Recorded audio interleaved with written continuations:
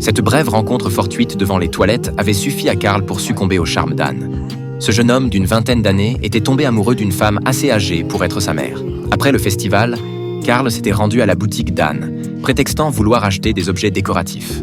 Anne, le croyant sincère, lui avait patiemment présenté diverses pièces. Mais avant qu'elle ait fini, Carl avait déclaré vouloir tout acheter. Devant la stupéfaction d'Anne, il avait demandé s'il y en avait d'autres. Elle lui avait alors parlé de son entrepôt à la campagne. C'est ainsi que Carl s'était retrouvé dans la voiture d'Anne, direction l'entrepôt. À peine arrivé, Anne lui avait montré ses toiles préférées et ils avaient discuté un moment. Puis, Carl avait pris son courage à deux mains, avouant être venu pour mieux la connaître. Anne avait cru que sa déclaration au festival n'était qu'une impulsion, mais elle percevait maintenant sa sincérité. Sur le chemin du restaurant, elle ne pouvait s'empêcher de le regarder et lui cherchait son regard. Chaque échange était comme une étincelle, mais vu la notoriété de Carl, Anne l'avait ramené chez elle pour éviter les paparazzis et les malentendus. Pendant qu'elle préparait le dîner, Carl restait à ses côtés en silence.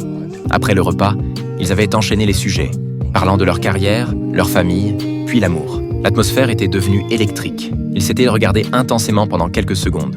Une flamme s'était allumée, mais le téléphone avait sonné, permettant à Anne d'échapper à ce moment gênant. Carl avait saisi l'occasion, utilisant le piano pour l'attirer à lui. Anne s'était approchée, mais il avait soudain arrêté de jouer pour lui prendre la main. Comme envoûtée, Anne l'avait embrassé. Mais ce baiser n'avait pas duré. Malgré l'insistance de Carl, Anne ne pouvait accepter cette relation. Son âge était un obstacle. Ils n'auraient pas d'avenir ensemble. Cependant, Carl avait discrètement laissé sa montre, préparant ainsi leur prochaine rencontre. Alors qu'Anne le regardait partir, sa fille était rentrée. Elle avait vite arrangé ses cheveux en désordre. Mais sa fille avait déjà tout deviné. « Ça va ?»